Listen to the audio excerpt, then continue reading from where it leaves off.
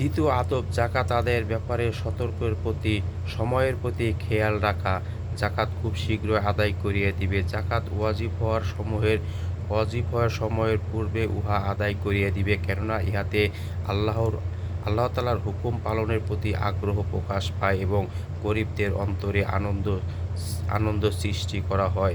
দেরি করার মধ্যে নিজের এবং সম্পদের উপর কোনো প্রকার রোগ ব্যাধি ও বিপদ আপদ আসিয়া পড়াও সম্ভাবনা থাকে।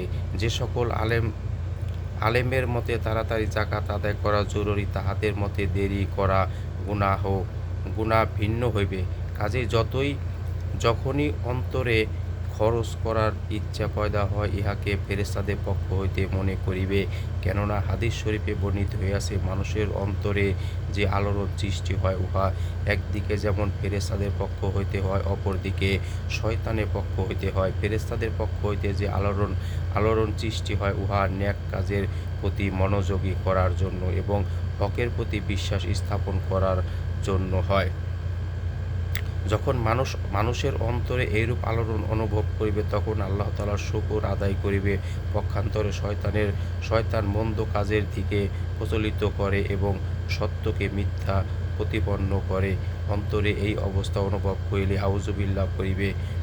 অন্য এক হাদীসে আছে, মানুষের অন্তর আল্লাহ তাআলার দুই আঙ্গুলের মাঝখানে রহিয়াছে, তিনি যেভাবে চাহেন পরিবর্তন করেন। কাজেই অন্তরের খরচ করিবার যে খেয়াল আসিয়াছে, উহা পরিবর্তন হইয়া যাওয়াও আশঙ্কাও রহিয়াছে।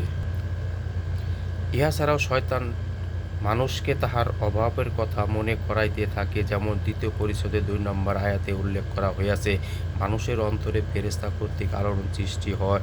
সৃষ্টির পর শয়তান আলোড়ন সৃষ্টি করে। এই জন্য শয়তানের পক্ষ হইতে আলোড়ন হওয়ার পূর্বেই জাকাত আদায় করিয়া দেওয়া চাই। আর যদি একসঙ্গে সমস্ত আদায় করিতে চায়, তবে উহার উত্তম পন্থা হইল জাকাত আদায়ের জন্য কোনো একটি মাস নির্ধারণ করিয়া লইবে। উত্তম হইল ফজিলতপূর্ণ মাসসমূহের মধ্যে হইতে কোনো মাস নির্ধারণ করা, কেননা উহাতে খরচ করিলে অধিক সওয়াব হইবে।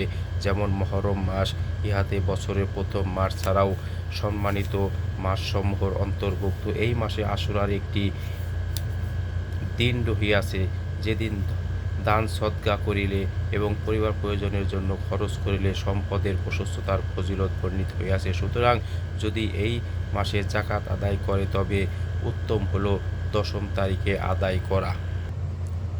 জাকাত প্রদানের চতুর্থ আদব হল, যদি প্রকাশ্যে জাকাত দেওয়ার মধ্যে কোনো দিনই উপকারিতার দিক থাকে, যেমন অন্যদেরকে উৎসাহ প্রদান করা উদ্দেশ্য হয়, অথবা জাকাত আদায়কারী অন্যদের জন্য অনুসরণীয় ব্যক্তি হয়, অথবা আরও কোনো দিনই উপকারিতা থাকে, তবে প্রকাশ্যে জাকাত দেওয়া উত্তম হইবে।